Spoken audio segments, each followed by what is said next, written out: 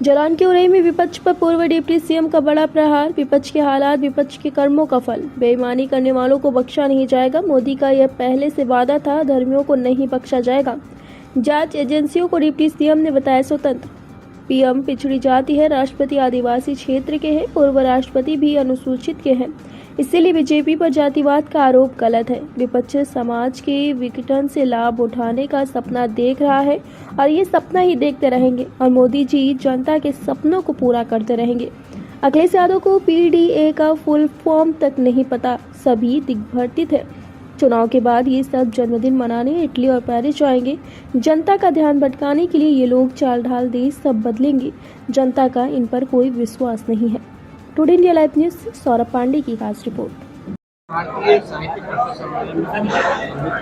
देखिए, आज मुझे उरई में जालौन जनपद में साहित्य परिषद के क्रांति तीर्थ कार्यक्रम के अंतर्गत आना था।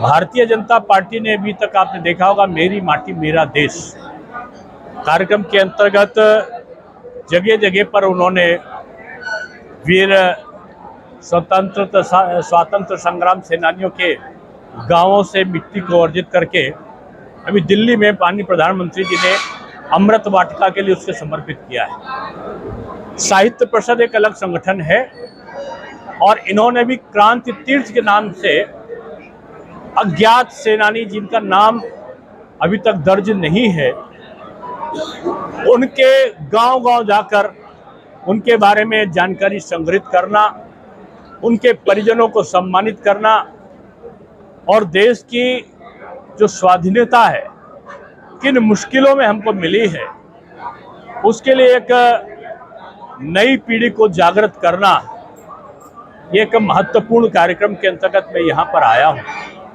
और यहाँ से मुझे चित्रकूट जाना है और चित्रकूट के बाद फिर मध्य प्रदेश चुनाव में मुझे आज ही रात को चले जाना है। मैं कह सकता हूँ कि आज पूरे देश का वातावरण तेजी के साथ में बदला है और इस देश की दशा और दिशा दोनों माननीय प्रधानमंत्री जी के आने के बाद बदली है। आज उत्तर प्रदेश में अगर आप देखें तो आधा बना हुआ एक्सप्रेसवे था, 17 एक्सप्रेसवे है बन रहे हैं। आज सड़कों का जाल बिछा है, 24 घंटे बिजली आ रही है। आज तमाम स्कूल 250 तो माध्यमिक, 78 डिग्री कॉलेज और लगभग 20 के आसपास विश्वविद्यालय नए बने हैं। हर जनपद में 1 डिस्ट्रिक्ट 1 मेडिकल कॉलेज बन रहा है। पिछली सरकारों में 1 डिस्ट्रिक्ट 1 माफिया था, इस सरकार में 1 डिस्ट्रिक्ट 1 मेडिकल कॉलेज है। और आज 2 हवाई अड्डे थे, आज 20 हवाई अड्डे बनने की तरफ हैं। एशिया का सबसे बड़ा हवाई अड्डा उत्तर प्रदेश में जेवर का और एशिया का सबसे बड़ा डाटा सेंटर 250 मेगावाट का आज उत्तर प्रदेश में है। 100 मोबाइल बनते हैं पूरे भारतवर्ष में, तो 70 मोबाइल केवल उत्तर प्रदेश में बन रहे हैं। यानी आज बदला है देश भी और प्रदेश भी। ऐसे समय विपक्ष हताश, निराश और मुद्दा विहीन है। उनके पास एक ही अस्त्र अंग्रेजों की तरह बचता है और वो अस्त्र है सनातन संस्कृति को मानने वाले सनातनियों को जातियों में बांटो, आपस में लड़ाओ, हिंदू और मुस्लिम करो और किसी तरीके से नकारात्मकता के कारण वोट पाओ। तो मैं समझता हूं मोदी जी की जो गरीब कल्याण योजनाएं हैं उन्होंने जाति विहीन व्यवस्था को समाप्त किया है, जाति विहीन व्यवस्था को स्थापित किया है और जातीयता को समाप्त किया है। आज इसी कारण से लोग एक समन्वित रूप में देश के विकास में लगे हैं। इसलिए आगामी जो 2024 का चुनाव है वो उनके गली की हड्डी बन गया है और मैं समझता हूं कि जो मध्य प्रदेश, राजस्थान और छत्तीसगढ़ है वो भारतीय जनता पार्टी की तरफ स्वीप कर रहा है और तेलंगाना में भी भारतीय जनता पार्टी से ही मुकाबला अन्य दलों का है।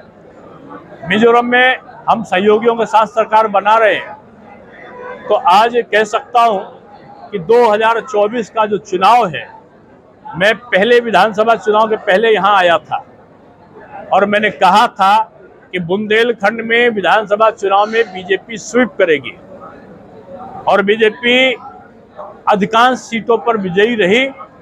और मैं आज आपके माध्यम से कहना चाहूँगा कि पूरे उत्तर प्रदेश में एक भी सीट ना तो सपा, ना बसपा, ना माकपा, ना कांग्रेस किसी को मिलने वाली नहीं और बीजेपी पहले से कहीं अधिक बहुमत से प्रधानमंत्री तीसरी बार मोदी जी को बनाएगी।